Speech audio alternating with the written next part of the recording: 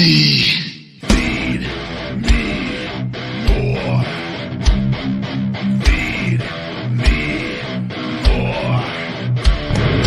Feed me more. Feed me more.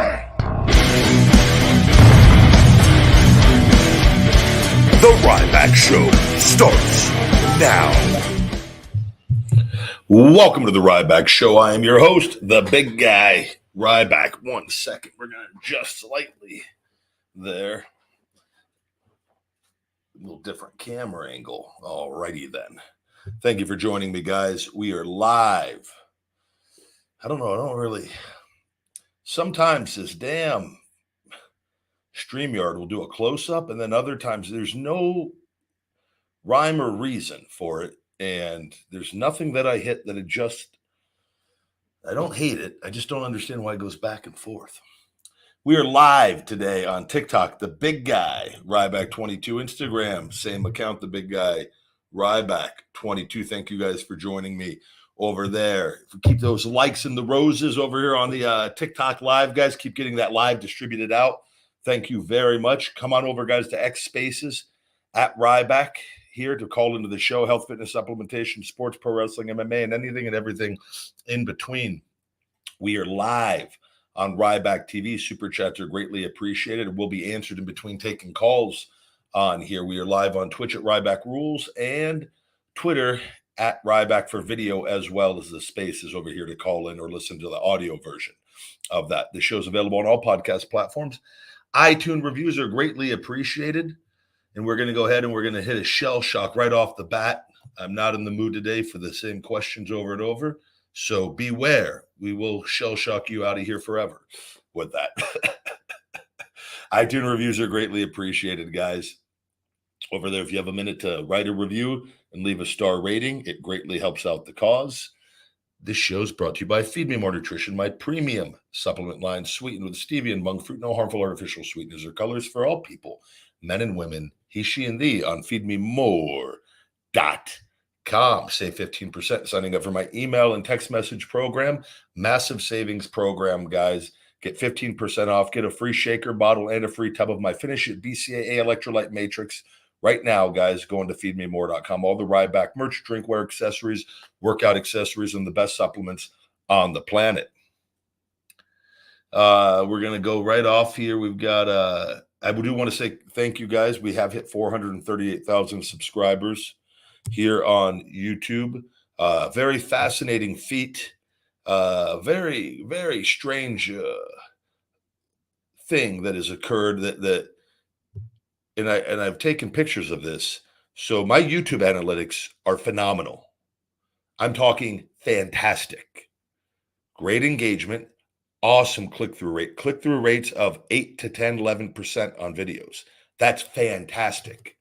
There's this weird occurrence, though, that YouTube will not answer. They actually closed the case and refused to answer of why my own subscribers, we are talking out of 438,000 subscribers on a lot of videos, only a couple hundred people of my subscribers are actually watching the video. How's that possible? They've even acknowledged, they go, well, if your subscribers, which we are getting the people that say not everybody, some people get the notifications. Many of you that have them on don't. Many people don't have to go search for my channel with this. What they are doing is they are preventing my own followers from seeing my videos when they first come out. So then only a small percentage gets distributed out to new viewers with that, which a lot of them watch, but it's a very small percentage. Your subscribers are what gets you through that initial algorithm to get the views to fall into the algorithm with this. So by design, they are keeping me out of the algorithm forever because they're not allowing. So if you subscribe to my channel, which I still want you all to do, you just have to check back. I have videos every day.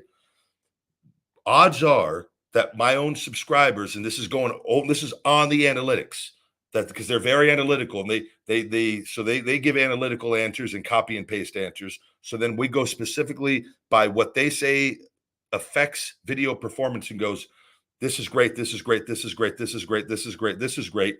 Why is my subscriber viewer ratio Why is that so low? Why do I continue to get people saying they're not getting notifications? And then they go, well, we need to talk to those people. So do you, like, how do you want me to let you guys talk to those people? We need you to send screenshots of everybody not getting notifications. Yeah, I have access to all of that on my end. But the numbers don't lie with this. And so when I see there's only 200 and something people out of somebody that's watched the video, 10,000 views, and only 200 of those of my 438,000 subscribers that keeps going up is only seeing those videos, something is severely off. And when I bring that up to YouTube, right there specifically, as I just told you, they close the case instantly. You tell me if that makes sense and if that's not shady with it. And then I'll have to go through a whole process again, go to a chat, talk to somebody. They'll have to send it over to a performance analyst. They'll finally get back to me after 4, 5, 6 days, 7 days, 2 weeks, whatever it is at their convenience. I then go, hello, I've written it many times. I have a specific issue right here. They'll do a copy and paste answer all over again. I go, thank you, but you're not actually answering my question. This is the question, and this is the screenshot of the views on these videos. These views of these analytics are of videos of hundreds of thousands of views and millions of views. These analytics are of my current videos with like 5,000 views and 10,000 views with actually better analytics than the videos that were doing the hundreds of thousands of millions of views with it.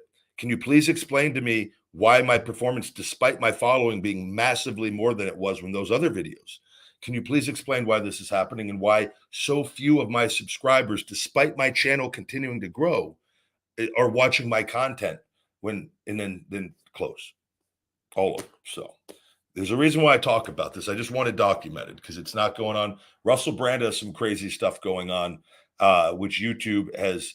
They've demonetized him. He's done nothing. He's been not proven of anything guilty, by the way. So no matter what you think or feel.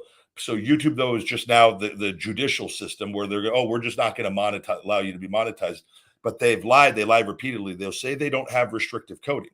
They 1,000% have restrictive coding. Twitter used to say they didn't have restrictive coding. Then Elon found all the restrictive coding and admitted they had restrictive coding, and then has chosen not to acknowledge that they can't fix the restrictive coding, or they're not helping the people that have the restricting coding like me on the content. They're not actually helping.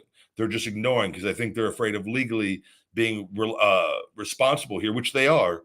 Which, granted, he wasn't the one responsible previously, but there's so much corruption in the deep rooted into the algorithm there, many levels, which he's admitted of this, and this is going on all the platforms. So I'm going to continue to raise awareness of this because I've had to fight it and I've survived it, and it is not right. It's cost me millions of dollars, and I can say that very confidently with what I'm doing. And it prevents growth. It prevents me from being seen. It prevents income at a very high level that I'd already proven to do for years with this. So despite being now way better off numbers wise on everything, but we're not going to stop. We're going to keep going.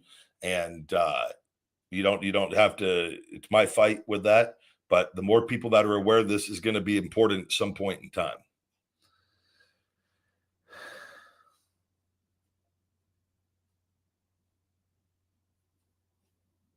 Good to see all of you guys. I know who Maven and Stevie Richards are. I don't specifically watch their content. I've seen like a quick clip and then saw a quick clip of Stevie with the Nia Jax stuff. And that's all that I've watched. I don't spend too much time with all that.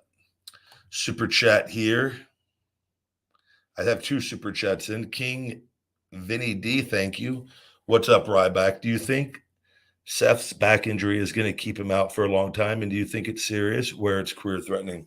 I don't know. What's the current update on his back? I know that I didn't know. I know initially Mike, the wrestling informant here that we have come on that was on yesterday, had brought that up previously. I have not, and I know they kind of worked it into the angle a little bit with Nakamura, Shinsuke with that.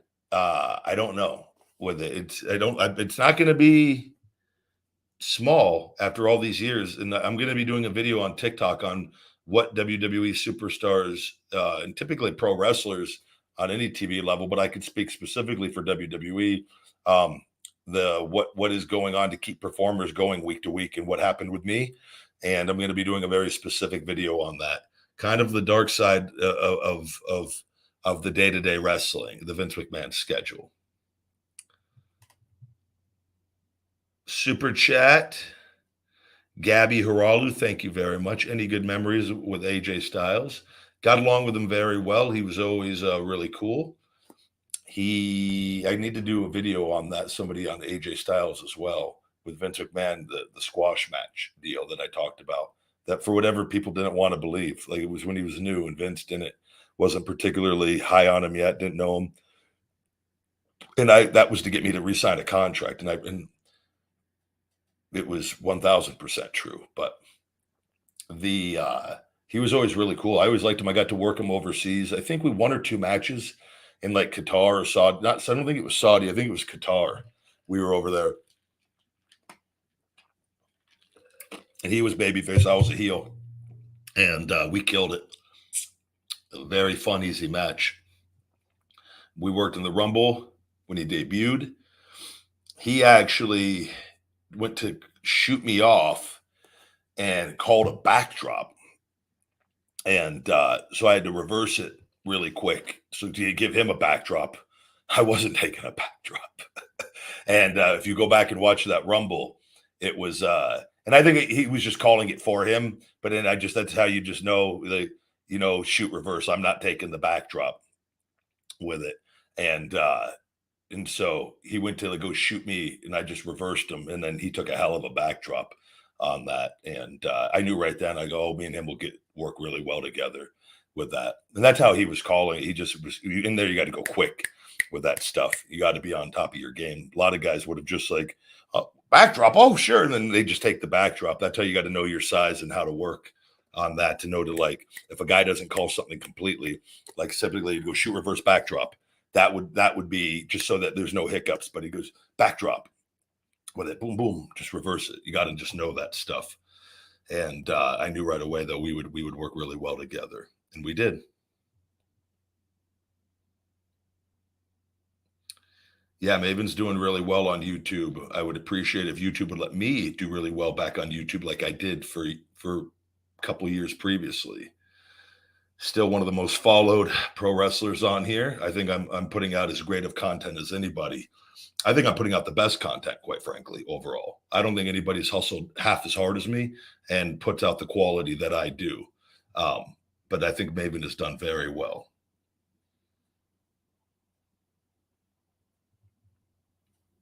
Good to see all of you guys. Hello, hello.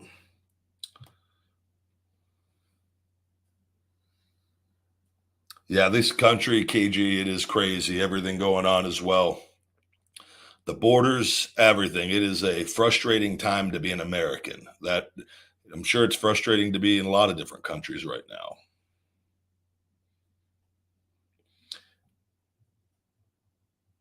Taking a look at more of the chat. Yes, we have Jade is signed with WWE. We're going to take a few callers. See Big Sausage in the house.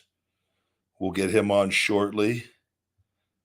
I know people want to have more people on here. I've seen. Hello, hello. Welcome to the Ryback Show. Hey, what's up, Ryback? How you doing? I'm well. How are you today? I'm doing all right. I'm off work today, so that's why I'm able to listen and try to chime in. Usually I work during the day, so yeah. Yeah, you were talking about Jade Cargill. I saw how they announced it officially, her signing. How do you think they're gonna just send her down to the Performance Center, or do you think they're gonna just boost her straight on NXT TV? No, I don't think they're going to waste her on NXT. I think they're not going to waste her on NXT. She'll be on the main roster. She should be anyways. How long do you think they'll wait to have her? Oh, I don't know. I don't know anything about her, quite frankly. Like, I've never seen her. I might have seen like a clip. I've not seen her hardly ever wrestle. I know who she is on there, but I've not seen a lot of her. So I don't know. Like, I couldn't give an honest answer of like her development or how good or how not good she is or whatnot. She has a great look. Clearly, she was just on TV for a good period of time. So I think I'm sure they'll get an assessment of where they are. Oftentimes with Vince or them want somebody on TV, they're gonna get it done pretty quickly. He'll rush something and then, but I just hope the best, whatever she does. I think there's a lot of really good storylines and angles they can do with her over time with it. So we'll just have to wait and see. And I think they're kind of on a mission to get to start taking AEW talent and showing them. I think they're going to probably do really well with her. They're going to push her well. And I think, Cody, with what's gone on with him, I think they're going to try to send a message like, hey, come over here. Don't listen to what you've been told. We're going to take care of you, even though it's kind of BS. But I think they're trying to paint that picture, and they're probably going to use her in a very good light to help paint that picture even further to get other people, maybe Wardlow in the future or some other, who knows if MJF ever resigns or if he has or hasn't, they may really, really want to make things look really nice for some of the people over there to come over. Yeah, very true. I mean, I can see WWE possibly, like you said, put her on the main roster, but at the same time, take her down to the Performance Center. So WWE likes to train people the WWE style.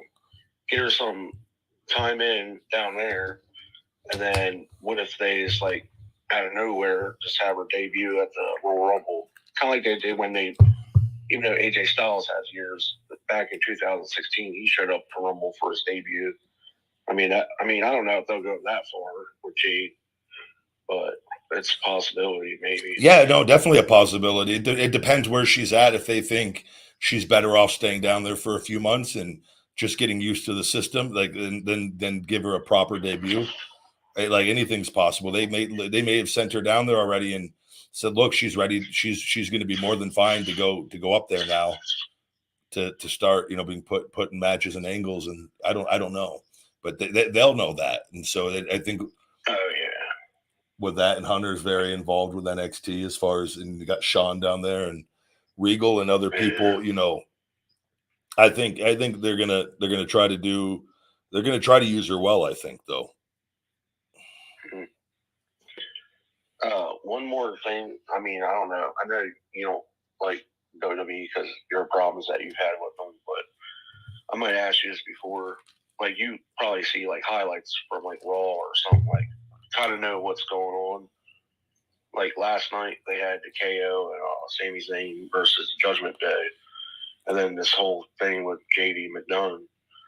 Do you think that eventually they're just slowly kind of doing this thing with JD because it's been going on for months, off and on, and now he helped them last night for Judgment Day to retain?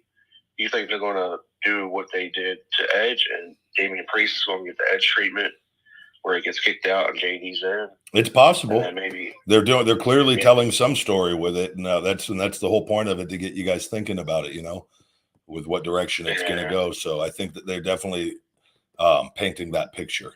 As I've seen a good part of that. So yeah, I do think something's up eventually. They're not just doing it just to do it. There's a specific reason for it. Yeah, because like I said, I've been watching. I don't watch it live all the time, overall. I see highlights or whatever, but it seems like they're steady teasing this. Something's going to happen, like you said. They're trying to tell the story, they're just teasing it. But I thought last night would have been, even though it was a big brawl with Cody coming out and all that, I think it could have been good if, say, JD would have costed them, and then that's next week where they fuss about it, where KO and Sammy would have won the titles last night, and then Damian Priest started flipping out about it, and then they just turn around and kick him out and just jump him. They could have done it that way too, but it seems like they're slowly building it. And from the way that brawl went out last night and Raw, I think they're going to possibly drag either a 4-on-4 or a War Games Come Survivor Series between KO, Sammy, Cody, and Jey Uso versus Judgment Day, along with the JD. Yeah. Yeah, I don't know. Like you said, you never know with WWE what the heck they got planned. Just gotta, I guess, keep watching or something. But anyway, I don't want to take up too much time, but I just want to say I still hope you get better with your shoulder, and hopefully we see you along the roads of the wrestling world, and hopefully in AEW, because I've watched AEW pretty often compared to WWE lately. So hopefully I can see you on AEW sometime near future. Thank you. All right. Well, thanks again for having me come on. You're welcome, buddy. Have a good day. Thank you. All right. Who do we got next? Thomas Savage.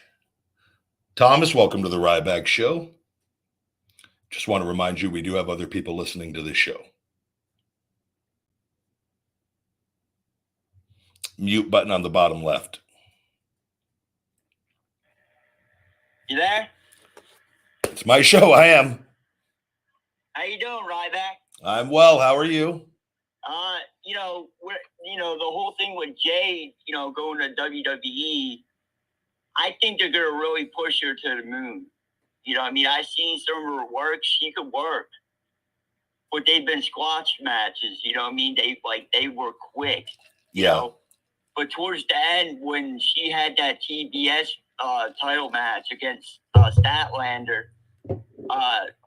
that was probably the longest match she had. You know what I'm saying? Yeah, I didn't see it, but it probably was. I saw it. But towards the end there, she basically cried almost. Basically thanking the run she had in AEW. Now, does she have all the tools to be in WWE?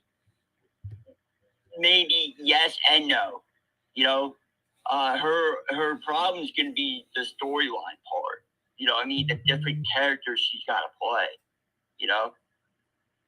Yeah, it's possible. We're just gonna have to wait and see. I don't know. That seems like they're announcing it and that they're gonna try to use her well. I think though. Yeah, I believe so too. But they're gonna supposedly she's going to Performance Center to get the the reps in, and then they're gonna shoot her to the main roster. Yeah. That's my guess, that because they said already that that's where she's going to report to. So, yeah. Well, and then the other thing I wanted to touch base on is how they're suppressing your accounts. Yeah. The best way to get around all that is to Vince automatically straight up.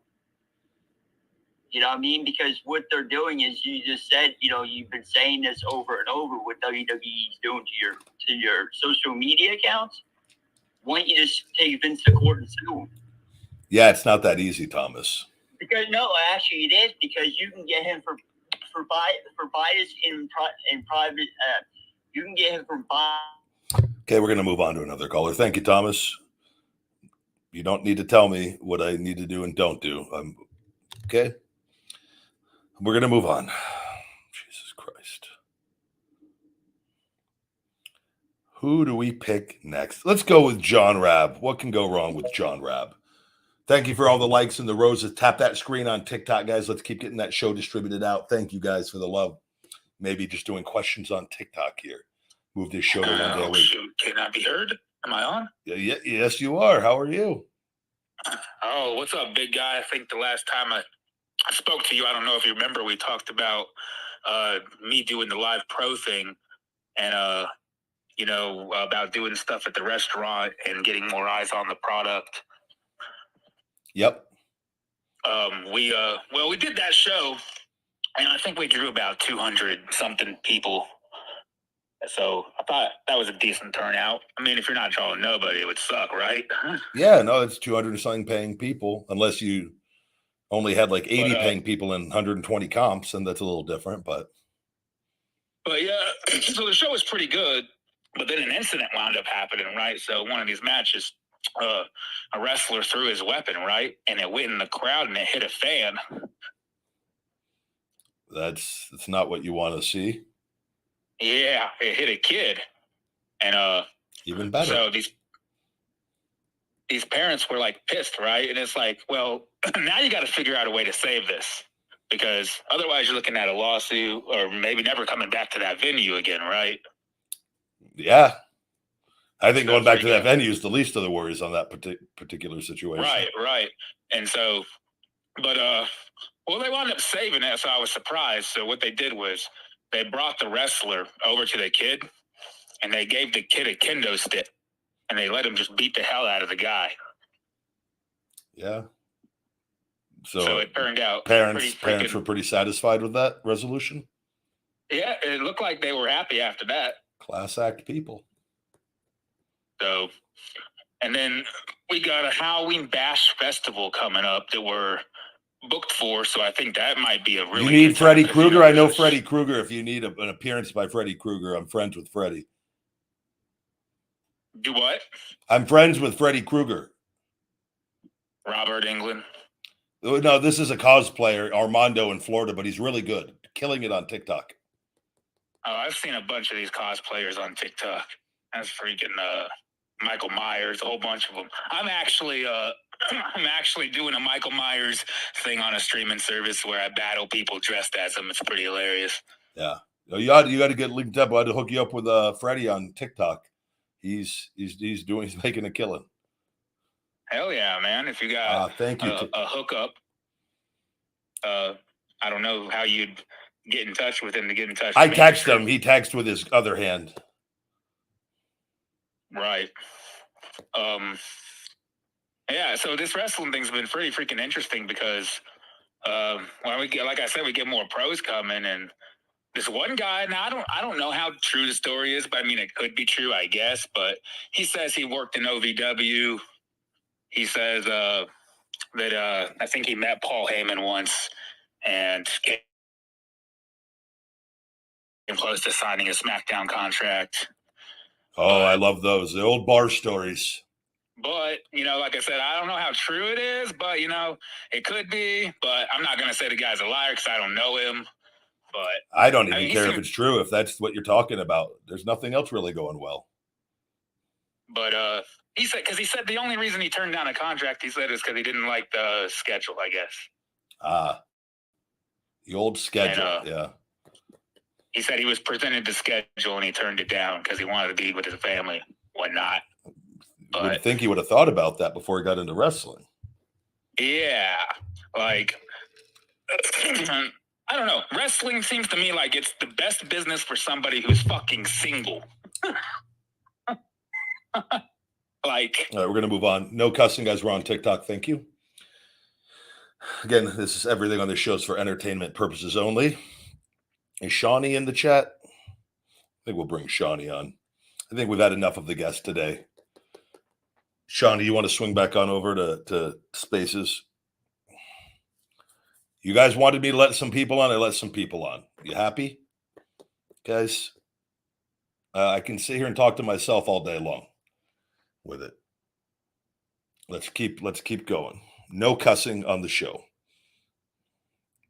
Right now, we are on TikTok. I like being on TikTok every day, guys.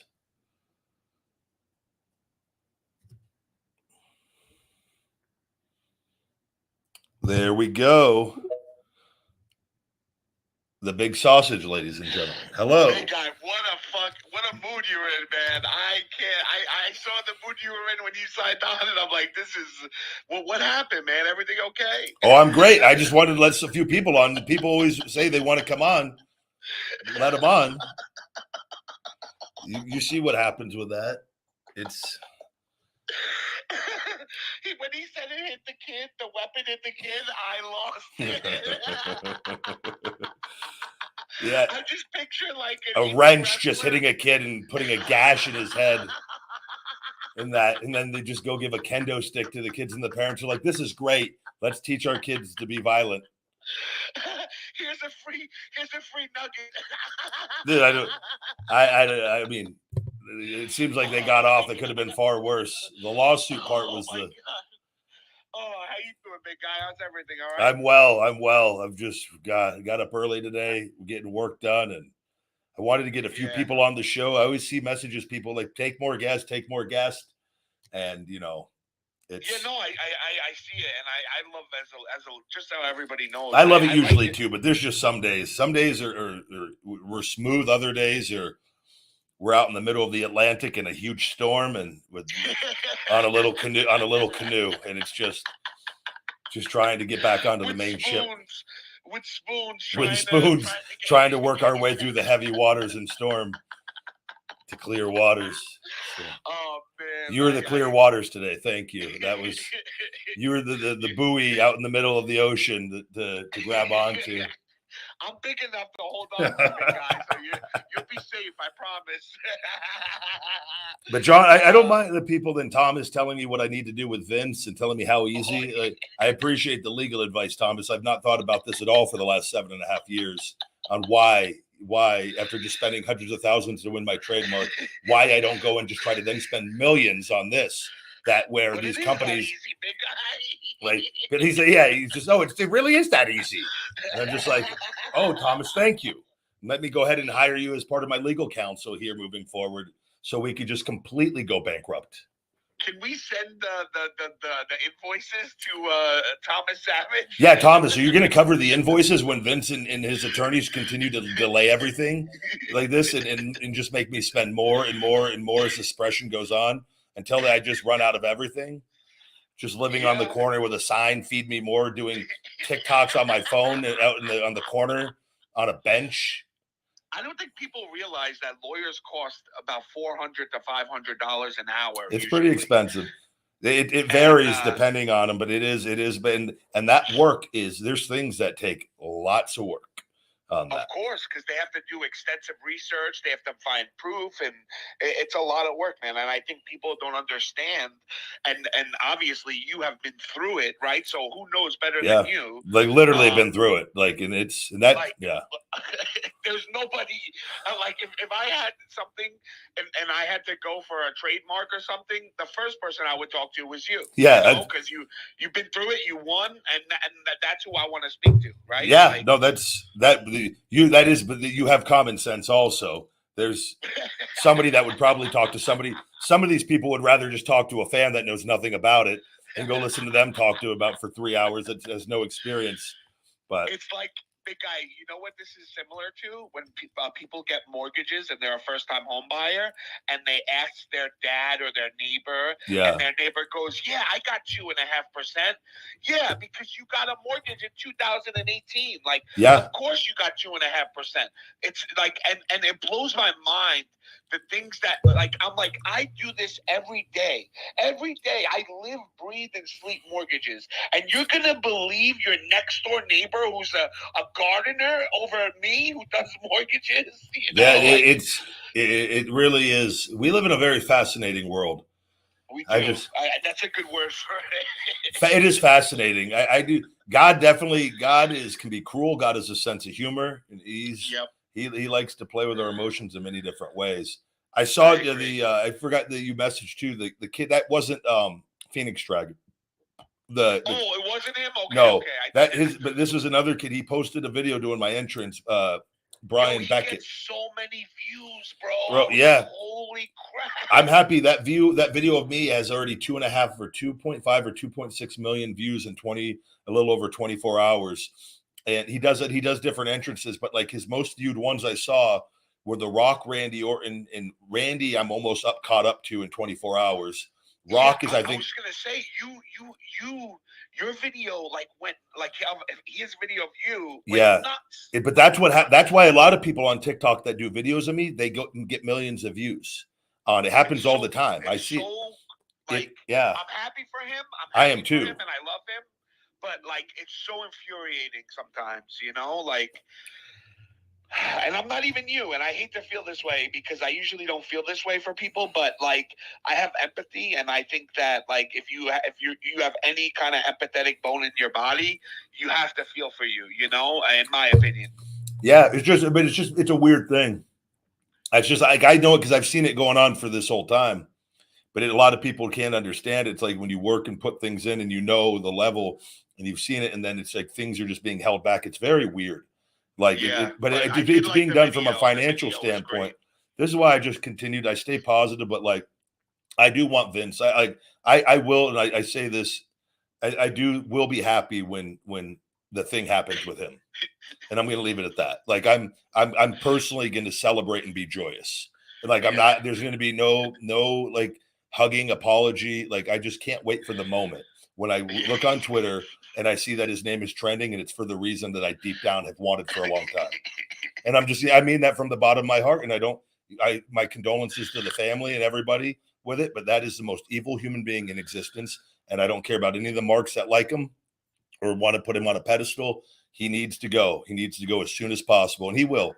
His time is coming, but there's not going to be, I will ride it out. I'm going to beat him with this. And then I'm going to make sure his legacy is horrible with this by telling the truth. I'm going to be happy and positive and live a loving life.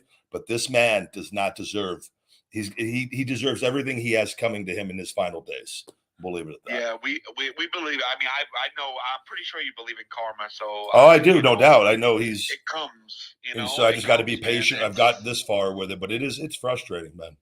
Man, you see it already, man. Like his house is getting raided. Like that stuff is no joke. Like you know what they have to have on you in order to get your house raided like that. Like they have to, and it wasn't like a Trump deal where they're trying to go after him, and he's like a huge like member of like a president or ex-president. Like it's not like that kind of deal where they're trying to get Trump down.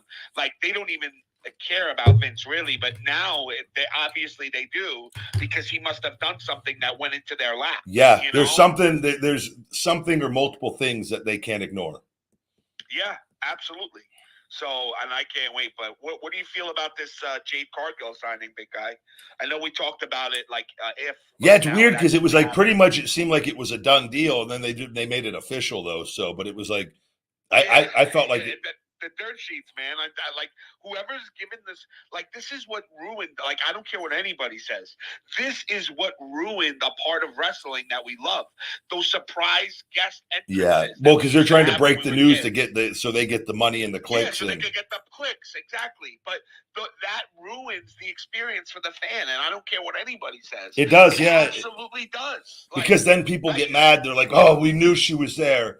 Like when we knew this was coming. Well, then we get offline. But it's hard. Like if you're even on Twitter, you see it's really hard just to use social media and like not see things either because you just see so many things get shown in your feed and like you can't like just ignore. True. Like you're not even if you try not to read spoilers or different things. It's still you can't really ignore it. Like or if you follow wrestlers, you're going to get shown wrestling content. Yep, absolutely. And like even with movies, like you can't even go to the movies like without seeing a spoiler now. Like, and it's like it's just like, listen, I always say it. It's pros and cons, and like yes, there are a lot of pros, but there's many cons. And I miss those days of like not knowing if someone's gonna come out, and then all of a sudden you just hear the music go up and you're like, oh my God, like Austin came back.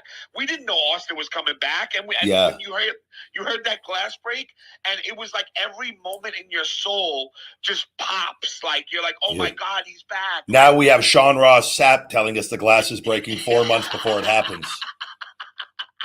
So it's like we have 4 months of just hearing the glass break daily. And then by the time on month 4 when it breaks, it's just not as exciting. I agree, and that's just it is. You're exactly right. It's just not exciting, and that is what. And yes, there's always going to be wrestling fans because we love the art of it. We love the entertainment part of it. But there's just some things that I wish they were a little bit more kayfabe about. Like I wish they like kept these things to themselves, and like you can hide these things pretty well if you want. Well, the wrestling companies can. It's the companies. They've got too many marks working for them that are sharing the moles. That's what it is. That's all it is. This stuff should be all. That's why I said I think WWE too. Like they Vince and them like to push out those NDAs. I was like, man, I want an NDA. I want an NDA that nobody's going to report things to the dirt sheets. That like you're not going to put out fake news of Brock Lesnar punching me in the face when that never happened. Like let's have you guys sign some NDAs. With your shady producers and creative people that are all walking around back there and like. So, but Jade's going to be in for a whole other awakening, though, going into WWE with that environment. Like, she knows Cody, but like, I guarantee you, too, there's going to be a lot of jealous people of her, too. Oh, just by the way she looks and how Vince and them, like, she's going into the Shark Tank.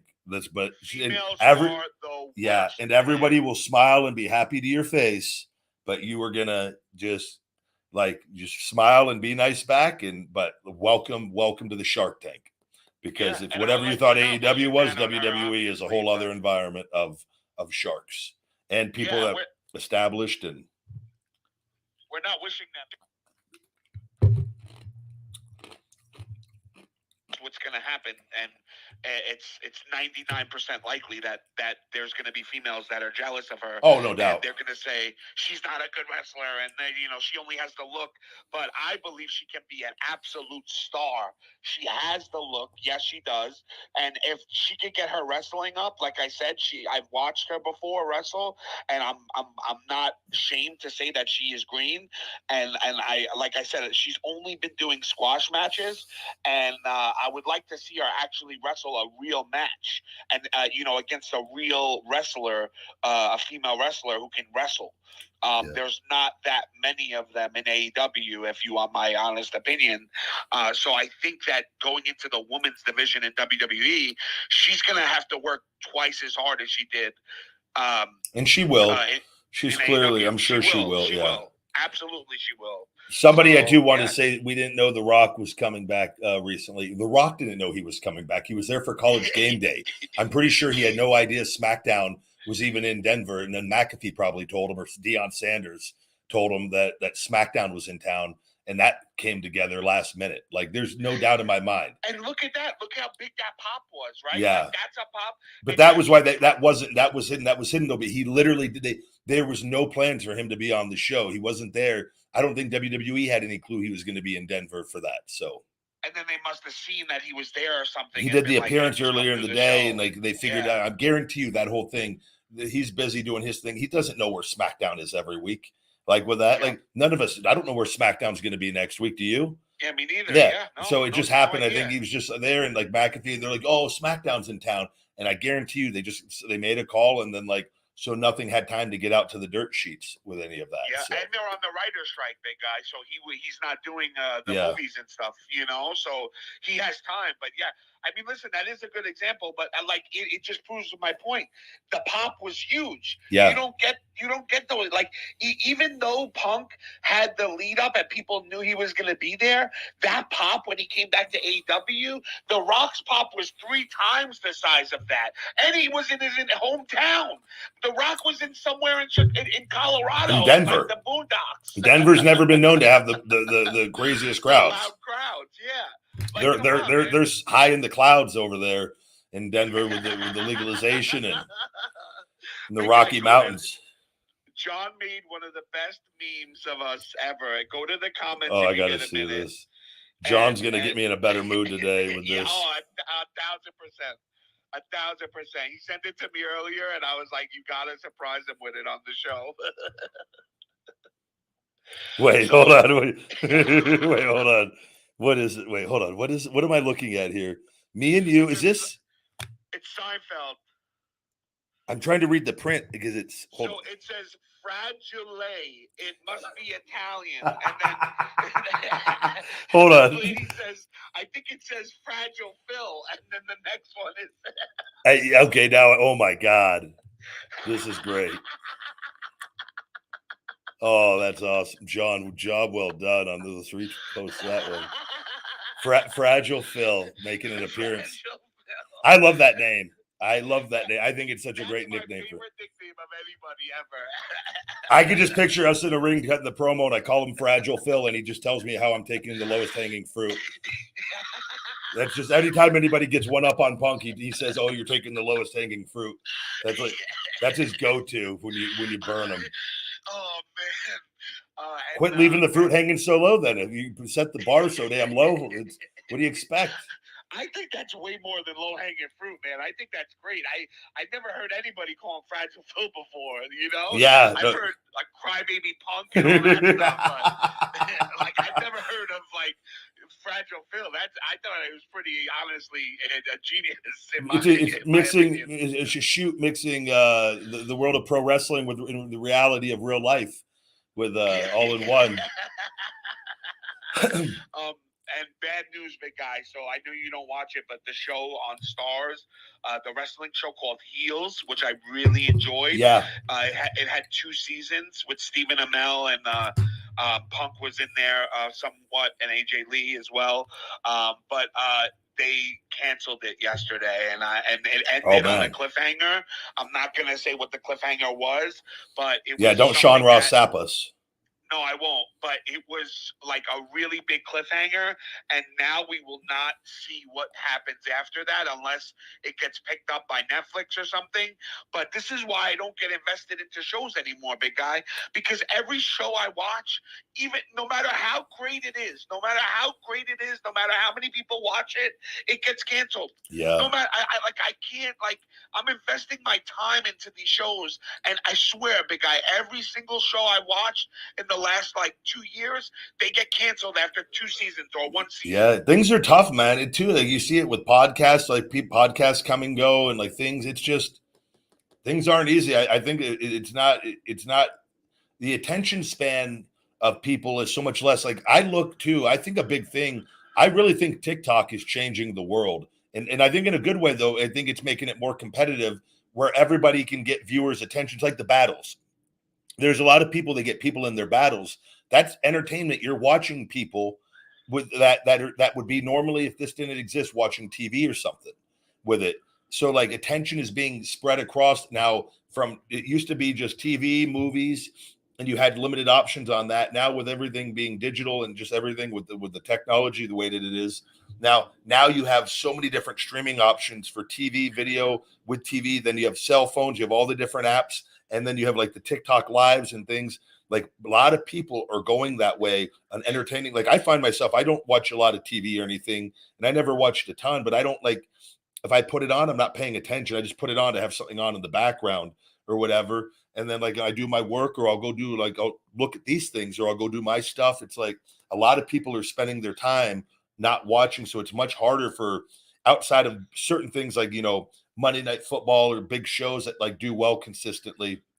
A lot of other things, attention's getting diversified across the board, if that makes sense. So it's harder for shows that would have been successful in the past to remain successful, I feel like.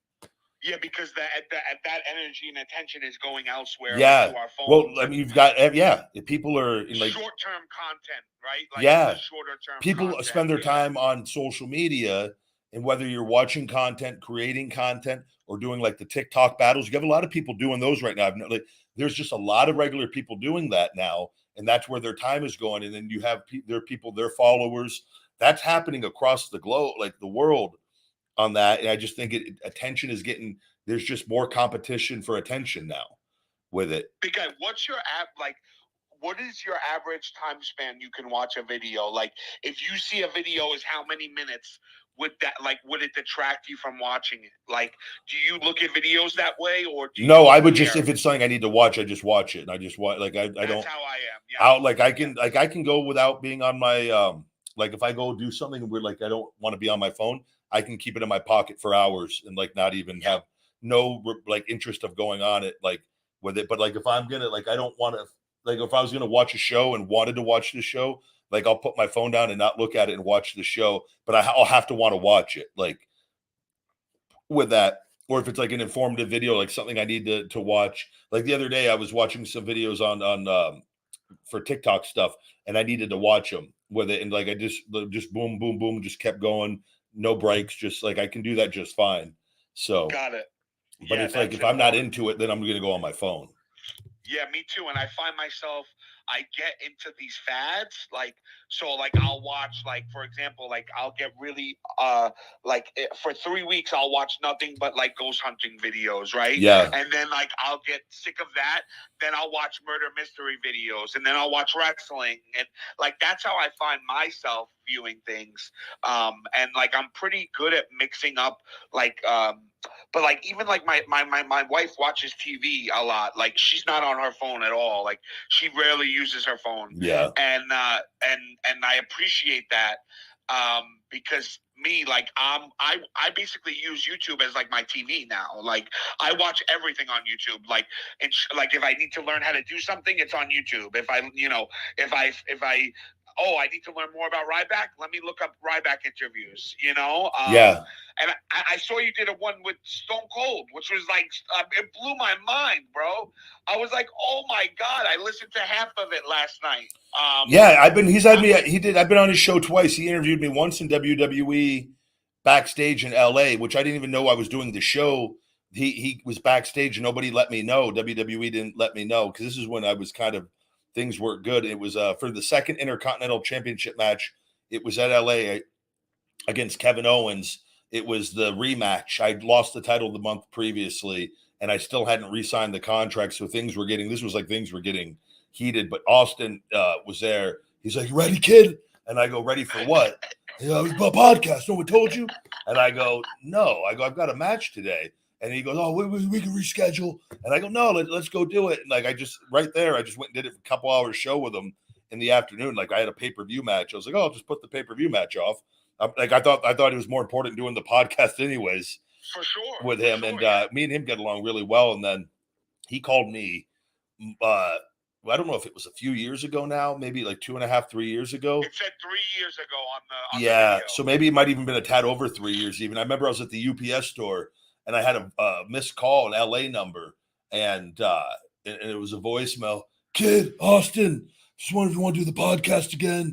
And then something along the lines, and I called him back and we BS'd and then did the show again here, being away from WWE. And then he called me like a week straight. Like every morning we just talked on the phone. Like, wow. Yeah, I get along with like guys like him and Nash way better than like, and I get along with everybody. It makes sense. It makes sense you would get along with him because you have a lot of things in common with him, honestly. Bald head? No, well, yeah. Bald head, light eyes, deep voice, shaved balls. But like, with the company and everything, with him walking out, I mean, when I was listening to it, I'm like, this is great, number one. And the fact that he had the balls to put you on and didn't give a crap, that is why I love Steve, and that's why I'll always love Steve. And he doesn't dive into like, he didn't like really like him and Nash, even though me and Nash talked about certain things, but like they don't dive too far into like they understand, like they know what's going on. Like he's dealt with it on his own. They're aware of like the situation, like with it, and but a lot of people like they know not to buy into the BS or any of the fake news. Like he's just a good like that's why I'm the same way. Like those guys, like Nash is the same way. He doesn't care. Like he's in with Hunter and those guys. But I'll talk about Hunter to him, and I'm not worried if he's going to go tell him. Like I can care less if he ever does. But he's just cool enough. Like I think he respects that. Like because I'm like, we have a lot in common. Like Nash don't give an F, and I don't either. Like that's what me and him, and we have the similar start. Yeah. Real men do. And like I don't talk bad about Hunter to him like in a bad way. I'm not disrespectful. Like I know, and like there's just like certain things, and like and it's I don't know. I just get along with them better with it. So yeah, like I said, that's what real men do. Like real men, of course, you wouldn't disrespect his friend in front of him, but you're stating the facts. We can still have conversations about truths that are going on, and he knows that they're truths, and he's not going to BS me that they're not. Like he knows what the deal is. Yeah. So, but they've already made their money. They've made their money, so they don't care. Like they're not like caught up in like trying to, and they've got status where they know that nothing's going to hurt them. Yeah, like they're untouchable. Yeah, their careers are done, but they've made all their money. They sit well, like they're not like Austin does like one signing a year, bro. Like he doesn't need to do anything for the rest of his life, Austin. Yeah, he lives on a ranch peacefully, like drive those man. The he does those races too on the are they SUVs? What, like the real cars? No, I think they're like it's, the SUV, not the SUVs, the four wheelers type. That oh, okay. He does. There's different. The ATVs. I'm thinking maybe he does. Yeah, the quads. Yeah, I know he did one of those here recently. I follow him on IG and Twitter still, like on there. He's wow. But yeah, he's like that's where he's happy, man. Just does his thing. And do you know Brett Favre and his brother-in-law almost died on a four-wheeler when he was playing for the Packers? I did not know that. Yeah, he got into a really bad accident because he's a country boy, you know, and you know, I've never. Big guy, I don't know if you're gonna be shocked.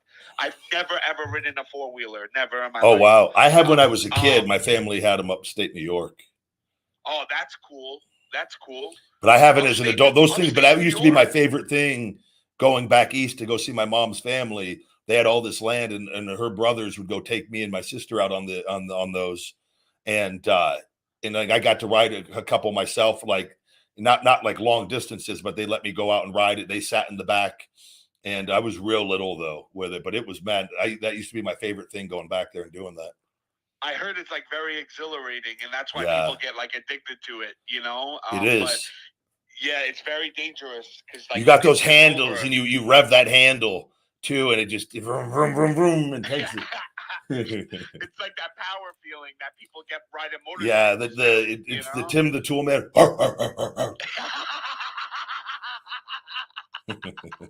My mom promised me. She said for me to promise her I would never get my motorcycle license.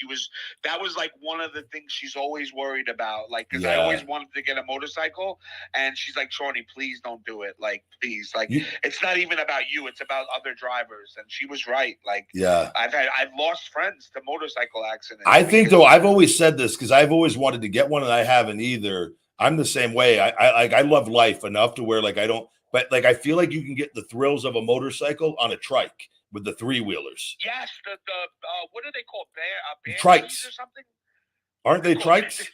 You know what word I'm thinking about, big guy. I know. I already know. I think they're called trikes, though, if I'm not. But there's the 3-wheelers, and they're but still though there's Can-Am. That's what they're. A Spider Can-Am. That's what they are. Yes. They're safer in the sense of you've got the 3 wheels with it, but like you still though from other drivers, they are bulkier and bigger, so it's like you drive it more like a car as far as in the lane. You're not going in between cars on one of those like you would on a regular motorcycle and whatnot, or like very true. Yep, no lane splitting. But I mean, like you're also though anytime, but cars are very dangerous as well, like from big vehicles and things like that. Like oh, for sure, yeah. So you can get into an accident and pass away easily. Yeah, you know. But it's so like again, are you safer in a vehicle? More than likely, yes. Most of the time on that, but still, 1,000%. They are the safer option. Like I wouldn't mind having one. You just take it for rides here and there, but you're not doing anything too crazy. You're staying kind of in the speed limit, just letting your hair down, having a good time. I just picture myself in like a sausage suit riding down Vegas Boulevard. Me in a Fabio blonde wig, just to so I get the feeling glued to my bald head, so I get the feeling of hair blowing in the wind.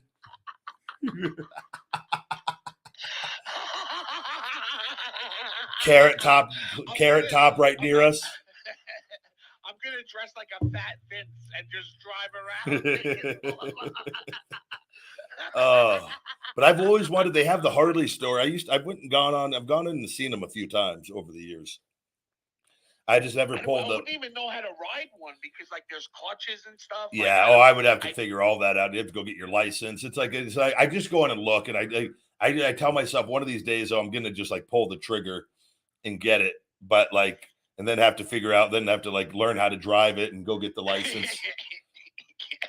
Wait, shouldn't you figure out first how to drive it? And then you would think, but but then I feel like I would go. I'm just like, no, I'm not going to buy one. But one of these days, I know I'm just going to end up.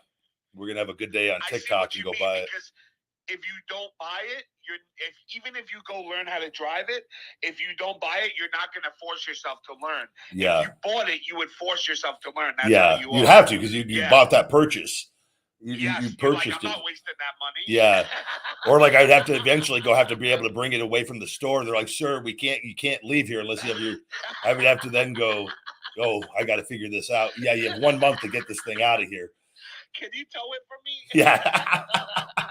I'm going to be here to pick it up in my U-Haul here in about 3 hours. Oh my gosh. Yeah, man. I heard you talking about this stuff with the border too when I was listening, and it's scary, man. I keep seeing everything online.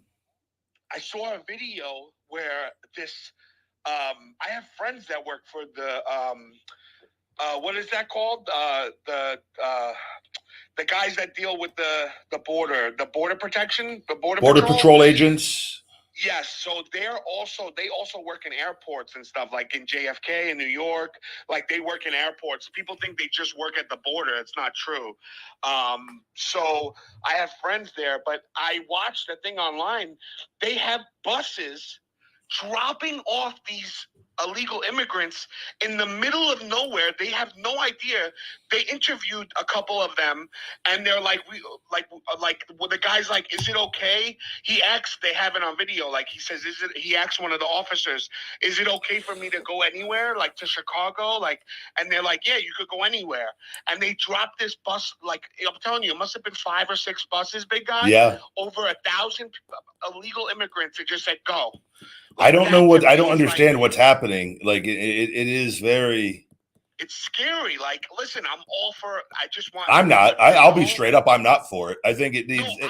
We have too many people that are. Yeah, it needs to be done the legal way, but it can't be easy to get in here. We are like. There's a reason why this stuff was created, and it shouldn't be easy to get in a country. And anybody who's saying, "Oh, human rights and this and that," no, this is not the way that anything works. If I want to become a citizen of Canada, I wouldn't expect it to be easy. I would expect to have to learn their language. I would expect to have to know their culture. That's what I would expect. And I'm all for legal immigrants. I think about all of our families were legal immigrants, most of our families, right? So like they came to Ellis Island in New York and my family came from Ireland, right? So our families were all legal immigrants at one point. But this stuff where they're traveling in thousands and thousands of people and just rushing the country. But the law and order is not being had. They're not. This is when, and like Rogan just talked about this on his show. He had somebody on and I don't know how true this is. They were talking about though, the downfall of all previous civilizations. The one thing that we all have in common is that gender gets like what's going on with gender right now. With men think they're women, women think they're men. This has happened over and over, supposedly throughout history. And he had somebody on there talking about this, and it blew my mind. But essentially, the bigger picture is I don't think it's so much just that, but it's like rules start kind of like they start doing away with rules, and that's where like there's no anarchy. Yeah, and things just continue to keep breaking down, and that's what's being allowed to happen here.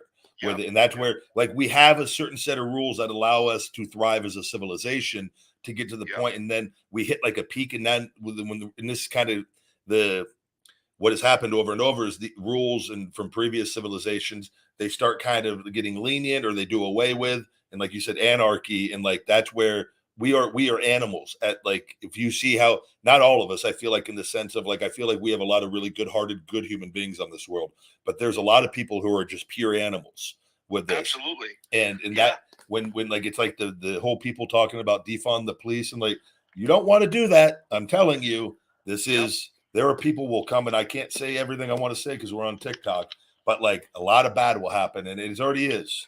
But that's kind of like with the immigrant thing is a lot of bad is going to happen from this, and it already is starting. So I just saw this.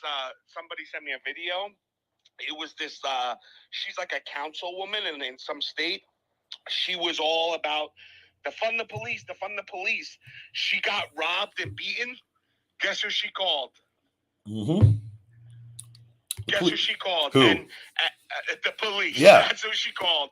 And those guys and women, they have to do their job, and their job sucks sometimes. They have to lock people up for a little drop of weed or something that they don't want to have to do, but that's their job in the end of the day, you know? And I think people forget that. They go and risk their lives and put themselves in situations. Like my dad. Every interaction, they're risking their life. You have no idea what they go through every day. Like, and my dad was a big drinker for a long time. Now he doesn't drink at all for a long time. But like when he was a cop, he would drink almost every night. Oh, I believe it.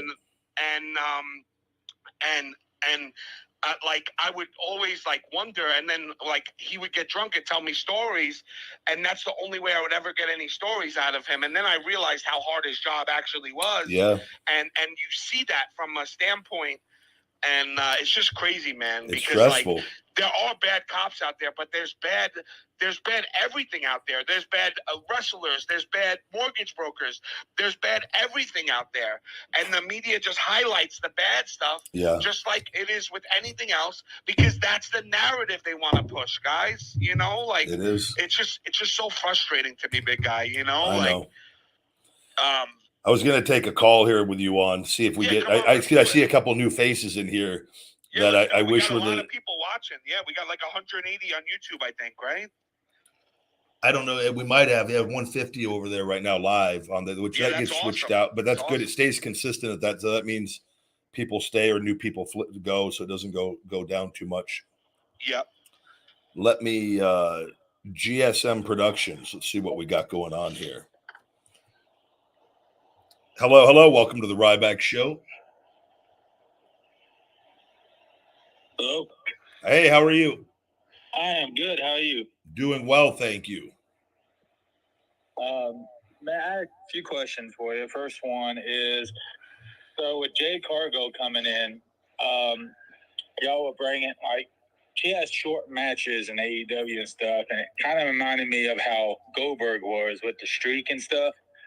Do you think her going to WWE, she's going to be able to go to a longer match schedule, or is she going to be at the they keep her in the Goldberg thing where she's doing short matches all the time? I think she'll probably be adjusted to do longer matches. They may introduce her that way. It all depends on how they choose to introduce her. I think she'll be more than capable of doing it, though. Okay. And then my other question was NXT. They've been introducing the titles on like Raw and SmackDown lately and having defenses. Do you think that's hurting that brand or helping it? Well, I think the ratings have improved, haven't they? Or for NXT, they're higher than they were previous years, aren't they? Overall, it has to help. It has to. I mean, they're broadcasting to a way larger crowd when they're bringing it on SmackDown or Raw. You know, you're talking about like at least $1 million count on the viewership from NXT to Raw or SmackDown. Yeah, definitely. You know, SmackDown's consistently in that two point, depending, usually low twos on SmackDown in the ratings, and Raw in the mid ones, which used to be high. What about NXT, big guy? How do you know at all? If off the top, I would say that like this could be, is it like 500 to 700 range, like somewhere in there? That's what I think, yeah, because I always see that compared 6 to something. AEW. I feel like I see quite often whenever I see something pop up, but so I just think it is they're letting a larger audience know that this promotion exists and that their superstars are also holding, like Dominic Mysterio, you know, and then they have them appear on the NXT. Lynch. Yeah, it definitely helps. It's a gradual process, but it does help. That's all. Yeah, I just worry that they're gonna get bringing the main stars like a Raw and SmackDown, like they got Dominic Mysterio and Becky Lynch as champions. Is that gonna overshadow these developed? You know, no, but they're trying to strengthen the brand though overall, and then show that like the developmental talent or more than developmental talent.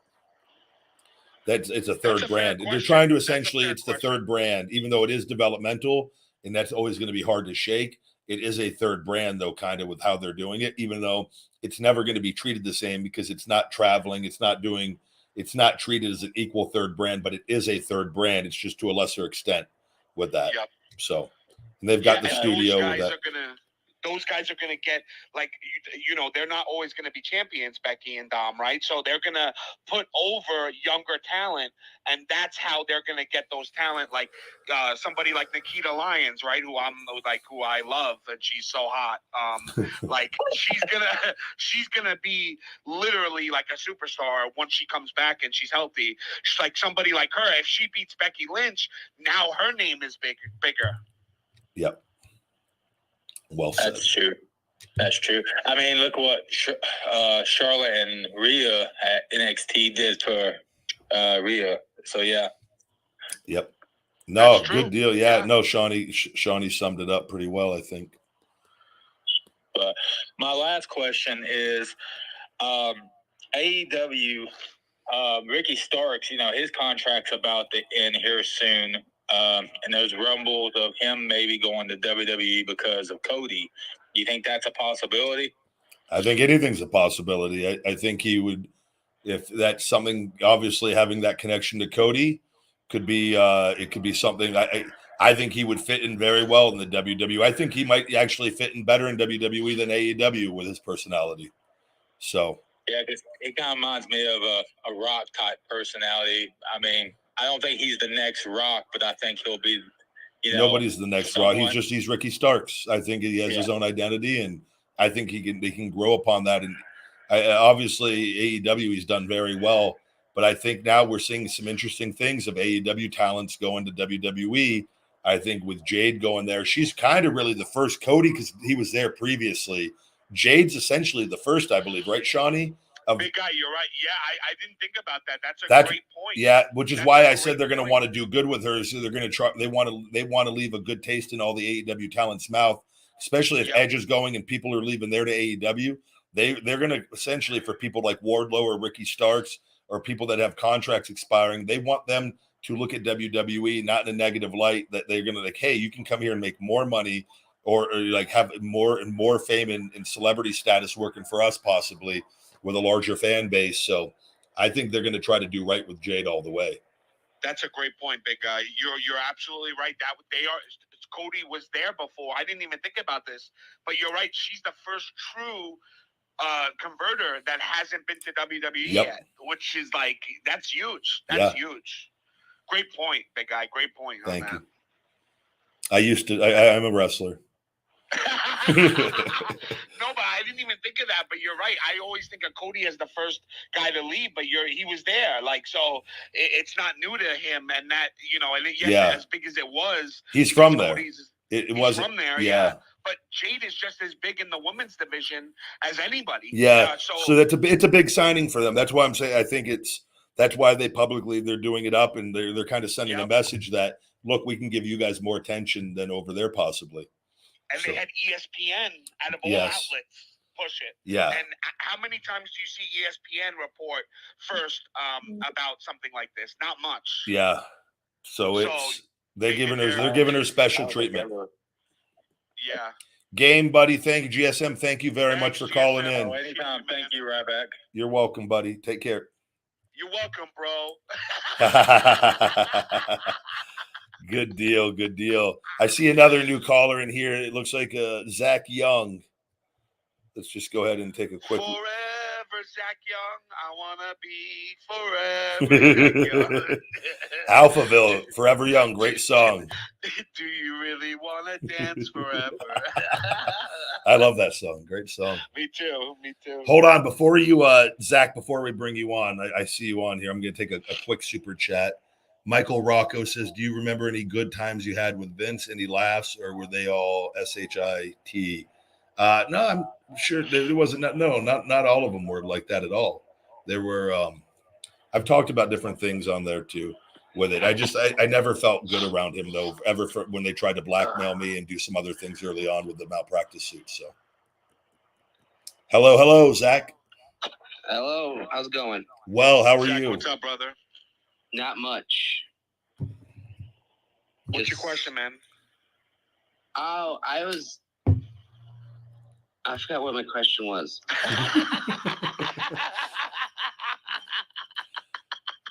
Oh, my question was for the big guy. Okay. You got two big guys. Well, I just got a big tummy. Because I want to become a wrestler, and hopefully I'm back to be good at that time. Okay. But I was wondering, would you ever go against any of your fans that became a wrestler? Are you asking me if I would go against you if you became a wrestler? Yeah, even though I know I'm not going to win the match. I know that for sure. Who says that? You do know how it works, though, Zach, don't you? In the ring. That's a crap attitude to have, man. I don't want to wrestle somebody who comes in. But it's not like I'm not going to I want to do like a friendly match. But type thing. Friendly match. Zach, what are you aware of how wrestling works at all? That's called Not really. You want to do it. Another important part is you have to remember a lot of lines in wrestling too, and matches. So I just want to throw that out there. If memory is not one of your strong suits, I'm going to try to save you a little trouble and say, maybe let's go down a different road. Yeah. The one thing I know for sure is if I do become a wrestler, I am not working for WWE. Well, that's I'm not going to try to stop you or change that. I could see you in like one of those like little people wrestling. Yeah, we got to be careful. Zach, like, what would your wrestling character be if you were a wrestler going up against me? What would your character be? My character would be like I would have a heel character just because I like the heel character type thing, and I would be the type of wrestler. My character would be the type of character that everybody would hate, just because I would pick on everybody, and I would just be that heel bully character. So okay, we've got bully, bully Zach. We got the micro wrestling. I can let you use one of my bully Ryback vests for that. We can get you. We've got to put a little thought into this if you want to do that. I'm just trying to help you. I got the name.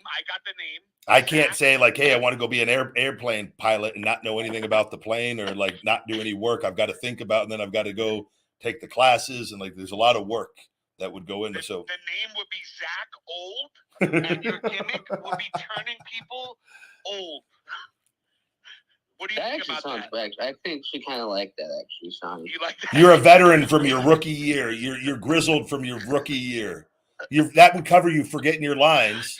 Is that your memory? You got like the Biden syndrome. People would it actually would set you up for a huge babyface turn eventually. Exactly. Then you can use the Zach Young. You're completely grizzled and just warped and just shot at a young age. You have Alzheimer's as well. Zach Old. Look at this is how we come up with this stuff. Look at it's genius. Come on. But like you're out there like trying to remember your lines. You're like, I forgot what I wanted to say, and like everyone's like, well, he's old. That's why. My other account on here is the Cowboy Y2Z account. That's my other account, and I've always thought about having my wrestling name as be like Y2Z, but that's because I was always a big fan of Chris Jericho. Jericho? Yeah. It doesn't usually work to do things like I'm telling you the Zach Old is your best shot. Yeah, for sure. I'm straight up on this. I think we need to go with the Biden old Alzheimer's type gimmick. And the micro wrestling, because remember, you're going to be bigger than all the other champions there. So. But still with the old gimmick, because we got to protect from the promos and stuff. The meat dog. Zach, brother, though, I appreciate you calling in. I hope you have a great day, buddy. Thank you, Zach. I would join it. I will probably call back next Friday. You got it. I'm going to be here. We'll get you back on. Think about that question. Right. Yeah. Yep. Okay. Later, Zach. Later. Write it down. Put it in several different places. Write that question down. Put it in several different places, and have it ready to go when you get on the show, so you don't forget. Brother, I tell you, I could be creative. I took his weakness and turned it into a strength. It really isn't just, hey, I forgot my lines because I got Alzheimer's. Yeah, we've got to protect them. Like that's what you do. That's what. Holy shit. That's how you protect talent. You take their weaknesses and put it into their strengths. Make it a strength. Yes, exactly. I could just like oh my god. What were you gonna say? I just picture him walking into the micro wrestling ring and just start tossing them.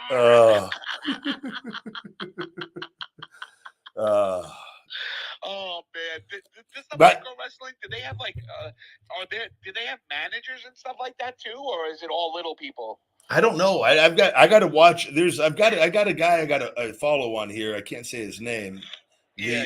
But his brother does that. I'll ask him about it because that'd be a great place for me to make my debut back at. Man, you would make a killing, big guy. That's all I face. People would be so furious. I refuse to take on anybody my size. It's like I redo the Andy Kaufman, but for that, like people would just hype me how great I am, undefeated, 500-0. Everyone like just like it's like the Jake Paul of wrestling, but just taking on I only go to micro wrestling federations around the United States.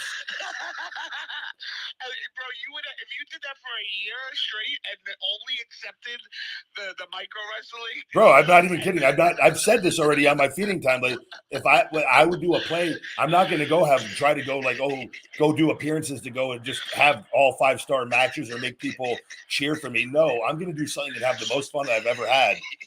Yes. I'm telling you, it's feeding time with them. Also, get a group get a car filled with everybody and. Oh my God. Order a bunch of Happy Meals and then I do the big meal.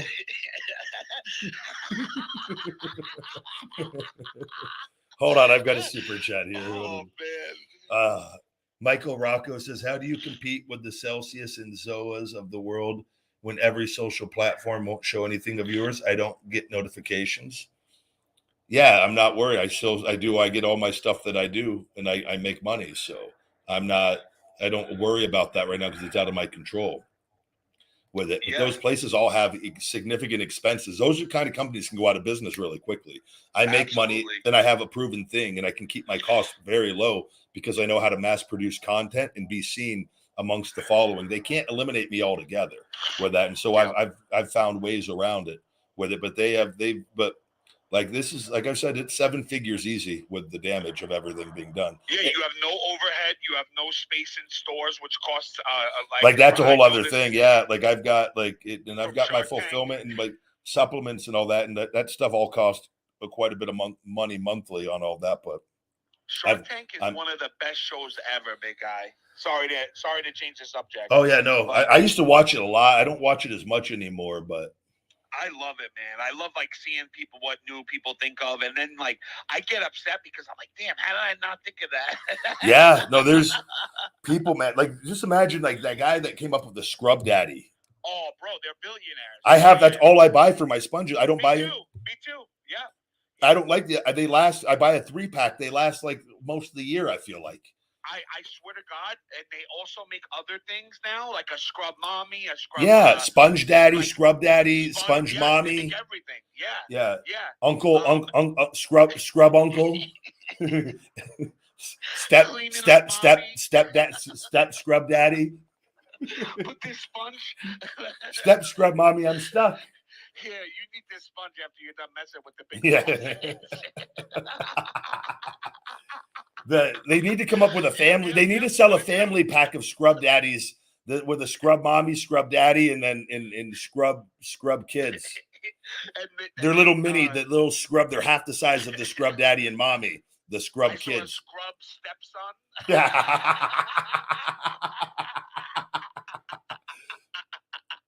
Guys, I want you to see Ryback's energy at the beginning of the show to now, baby. Much better.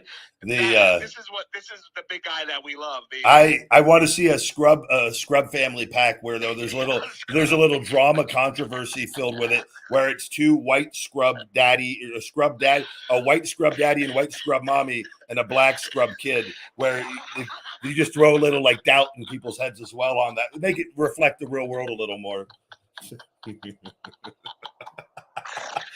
Oh my God, that would actually be genius. It's top of the line. But you don't mention anything. You just have your Scrub family on it, and everyone's like, "Wait a second, was Scrub Mommy out doing something she shouldn't have been?" With the Scrub mailman.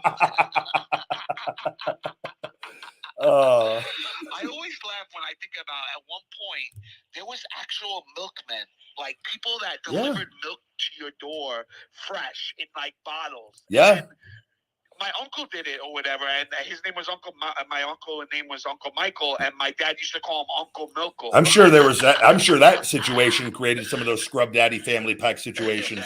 For sure. The dad's out working, mom's home alone. Mom's home, yeah. Milkman comes and he's a little parched. He's out delivering milk in the sweltering heat all day. If that was me, and I'm telling you, there would have been 30 Shawnees running around. But the world, we've always evolved and adjusted. The jobs come and go. It's interesting now with AI. There's going to be a lot of jobs leaving, and what jobs are going to become available. Like AI repair jobs are going to be valuable. Yep. Very true.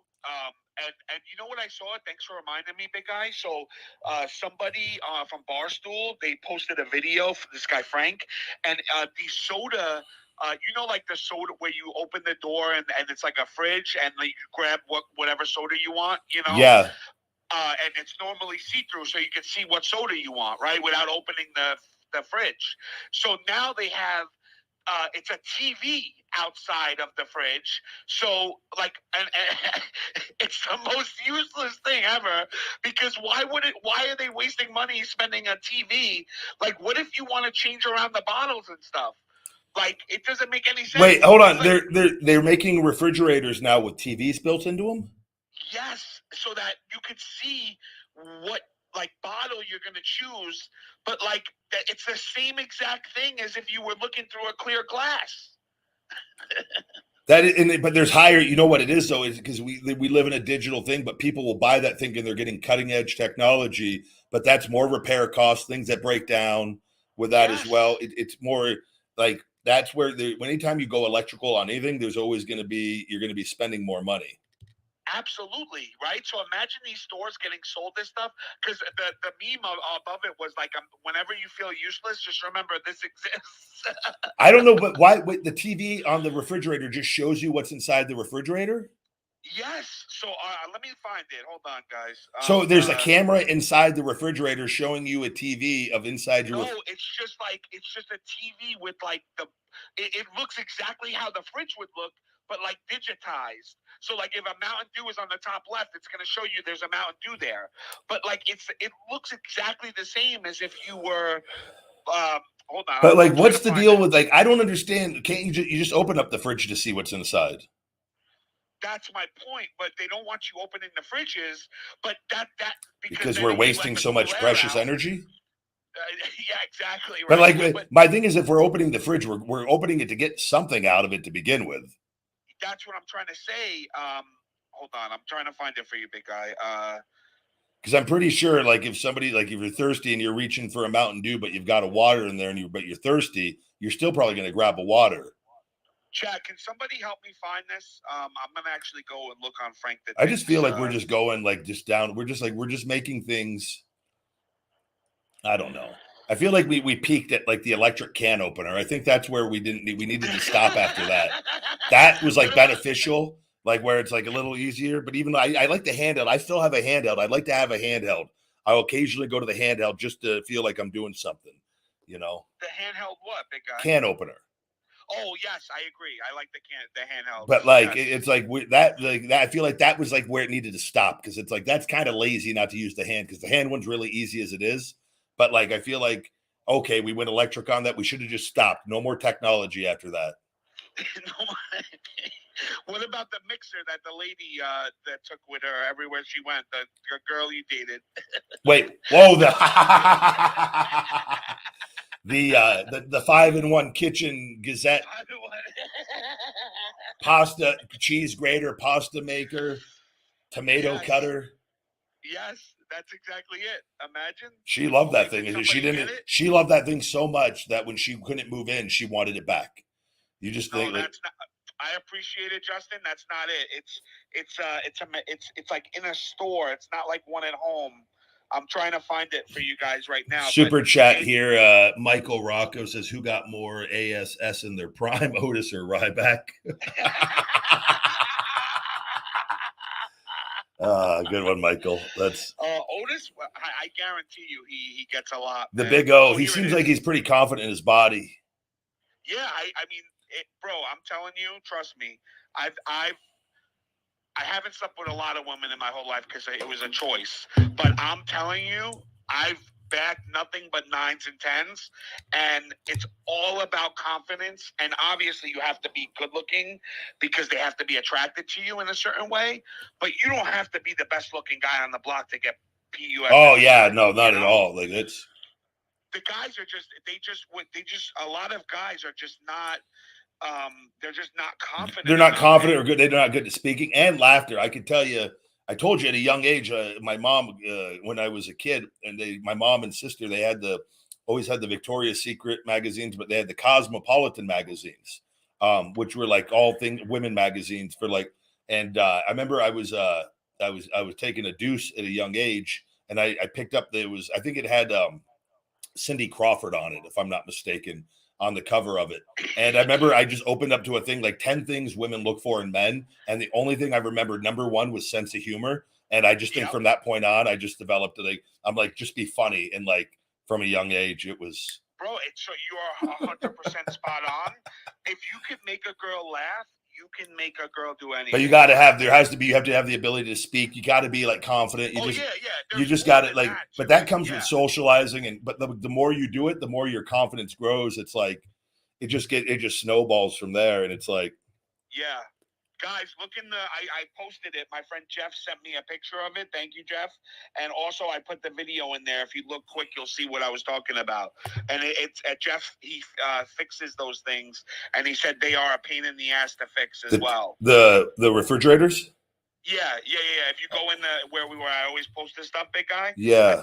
I put it there. You'll see it. But it's the most useless machine ever because it's doing the same job as a clear glass. Oh, wait, these are in stores. These are in stores. I thought these were for people's houses. I was so confused. No, stores like big stores. I thought we were talking about at-home refrigerators. I'm just thinking like how pathetic. I thought this whole thing, I couldn't. I'm like, one, why do you not need to be able to I couldn't, brother, I was so on another page with all of this. You were saying about the energy, like you were like, what? This makes complete sense though. I'm like, as far as the glass, like what the hell? Like, how does this make sense? The only thing I could think of is it maybe they think it's more visually appealing from a distance. Do you think the only fair point I could see coming out of what you're saying is maybe it looks, you're right, maybe it's more appealing and it draws people to and they've got the name on it right there where you go to the section. Like if you're in the colors, I guarantee you they've altered the colors slightly to pop a little more. Look more. And I'm going to tell you exactly why, what we're just said, but it's just like the cell phones with the noises and they have the technology. It's like the drugs that they put in food. They have certain things that can manipulate us without us knowing we're being manipulated. Very true. And so there's no way they're just doing this to waste money. They're making more money doing this and they know it. So they're okay with whatever costs are coming with it. Which blows my mind because to me, it's like, it's just so stupid. Like, you know? Yeah. It's so but stupid. I think it's not even, it's just I think too, another thing is sometimes too, maybe things get out of stock at different times and they got to restock at night. And so maybe it looks bare. Whereas if you just have the images, everything looks full and pretty on that. And so when you see something and you see just from a human, I'm just going by just. Of course, what you're thinking, yeah. It just seems like I look at that and I go, oh God, I'm so thirsty. That looks so good. Like where Jeff said it also plays ads. So that's another thing I bet. Yep. So they probably get money from the ads. Thank you, Jeff, for the info. Jeff, great point. That's 1,000% correct then. That actually would be reason number one. Reason number two would be probably what I said, like as far as being more visually appealing. But the ad would be number one.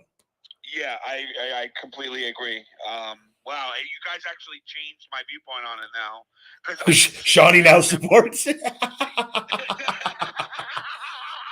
Because now I'm like, oh wait, now I'm like, oh my God, it makes sense now because if they could play an ad and get paid for it, why wouldn't they do it? I'm sitting here still thinking, why would we take our stainless steel refrigerators in our kitchen and make them with electronic? I thought I was so. If we go back and listen to what I thought we were talking about, I'm amazed you stuck with me that long. Because like I was like thinking, I'm literally thinking like, what do you have cameras? I thought they were like showing you a digitized image on your refrigerator at home that was stainless steel, but they just made clear. And then rather than having it glass so you could see through, they were like showing you a camera of what you actually have in your fridge. I'm like, I know what I have in my fridge at all times. This is. What's in the normal big guy fridge? Tell us. What do you usually have in your fridge? Waters. I've got my Zevia. I've got another separate mini fridge with all my Zevias in it and other bottled waters. Then I've got my main fridge and freezer, and I actually want to get another one so I can actually store more stuff. And I want more freezer space. But steaks, Wagyu beef, chicken. What else is there in there? I've got eggs, egg whites, jalapenos, ketchup, organic. Oh, that's good. The Wagyu is good. The Wagyu is Yep. really good. I've got some breakfast sausage that I cut up for the eggs. The sausage. They're not big sausages. They're mini. They're little. They're mini sausages. We're not cheating on the big sausage here. Then you don't think of me when you're eating with the little sausage. Oh man! And then I've got like celery in there. I've got pomegranate, cherries, figs that I do. I've Greek yogurt. I like those XXX, the 000 Greek yogurts. Oh yes, yeah. I do one of those. The Greek yogurts. It's like it's too thick for me. You know, like the consistency is like very off.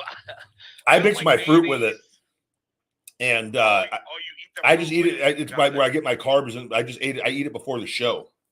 Got it. With it, because I do my eggs and fat in the morning, and then I do my eggs and my protein and fat, and in the morning, I do the carbs from fruits. I only get my carbs from fruits typically between right before the show. Then I do my protein shake with natural peanut butter, hemp hearts, flax seeds, and 1 tablespoon of coconut oil with ice and water.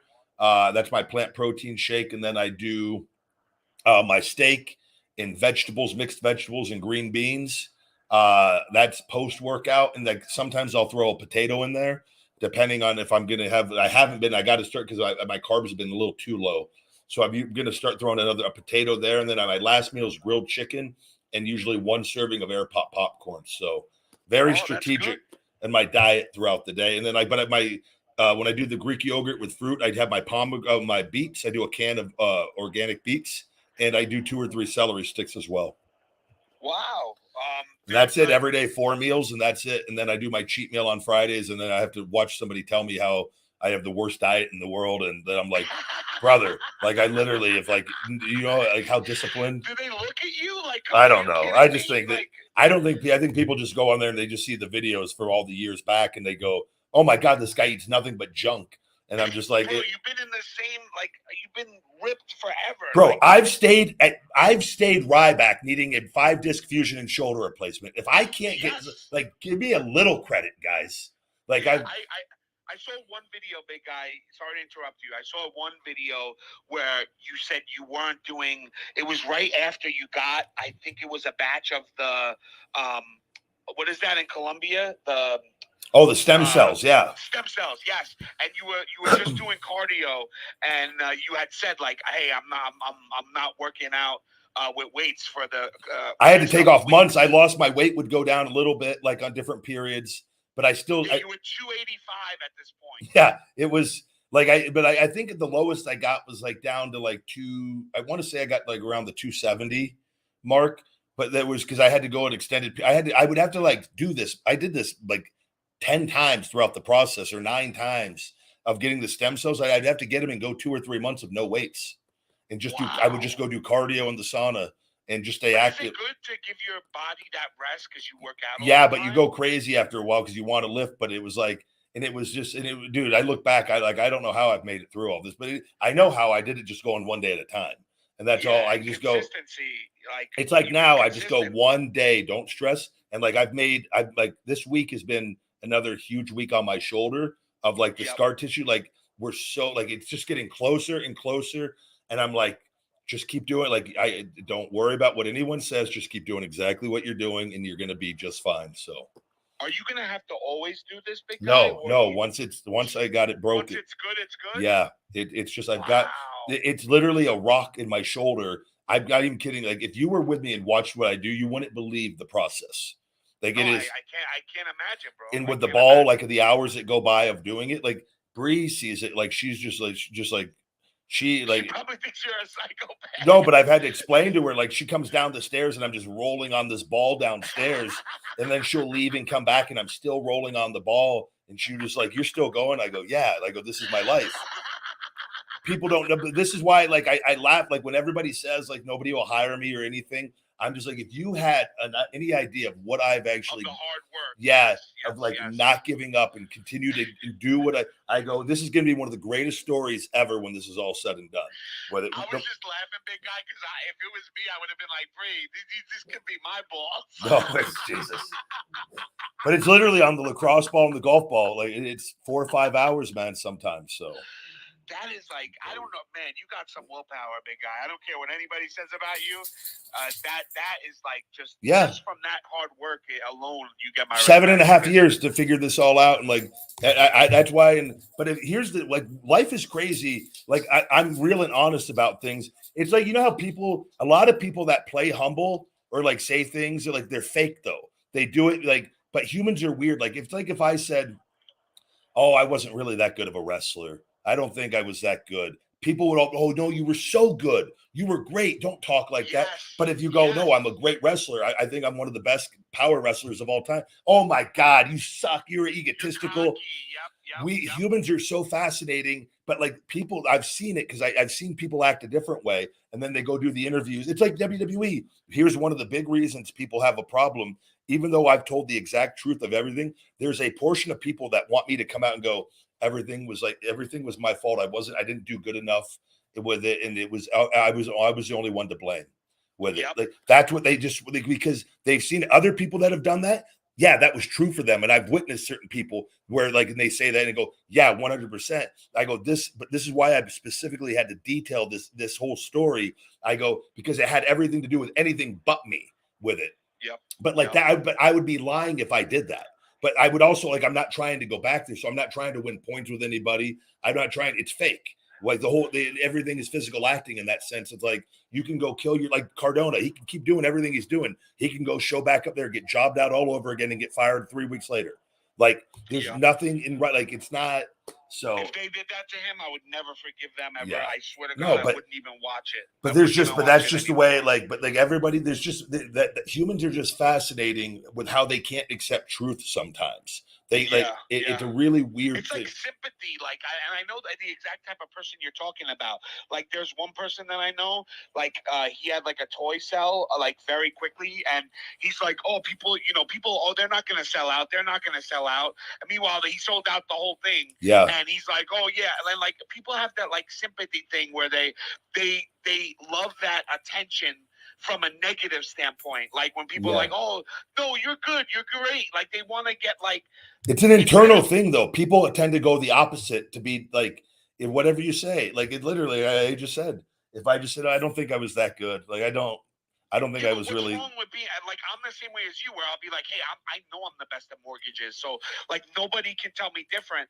And some people love that, but some people hate it. Yeah, but I know what that, and I understand it too. But there's being, there's confidence, and then there's being like braggadocious and like cocky and arrogant and like. And I think if you watch everything overall, I think I'm very down to earth on everything. But like, if I'm asked about certain things, I tell the truth about the situation because I lived it with it. Like. But I was like, it's weird. I've just noticed that with people. Like, but a lot of people will like do interviews and lie though, so people feel sympathy for them. But then they don't think that way in real life though, and I think that's fake. And I don't like that. And that's where I was like, but people will like they look up to the people that do that, even though they don't know the real them that don't act like that. Whereas like I think in real life I'm very humble in that, but if I'm asked a question, I'm very confident in the ability and what I've done because I've done it with it. Yeah. So it's just weird. Like, I don't know. I've just noticed that with people over time with that, how you answer certain things.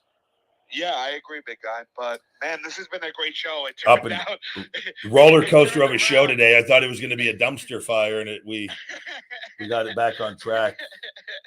But thanks for having me on, big guy. I appreciate it, man. Always, brother. Thank you so much. Have a great rest of your day. Keep smiling, big guy. You too, buddy. Thank you. Later, bro. Later. Good deal. Thank you, Seany.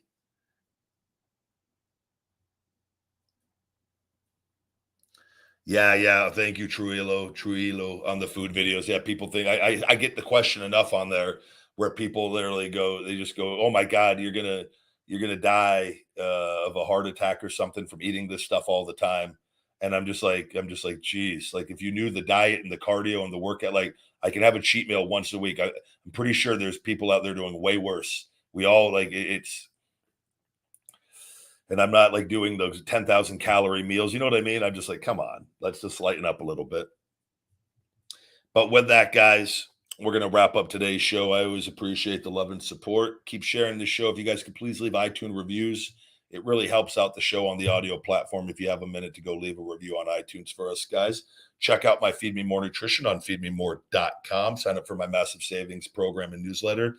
I appreciate all the support over on TikTok. I am doing TikTok lives now at night, guys. Going to be doing battles from 6 to 8 p.m.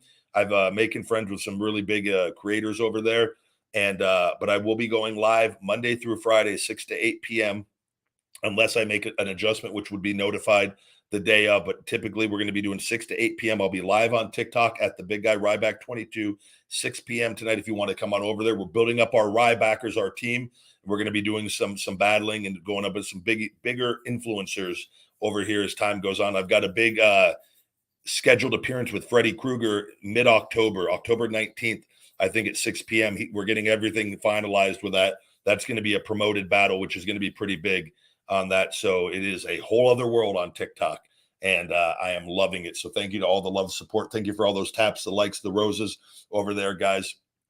And with that said, guys, until next time, my friends, stay hungry. And that's the last bite. Feed me more.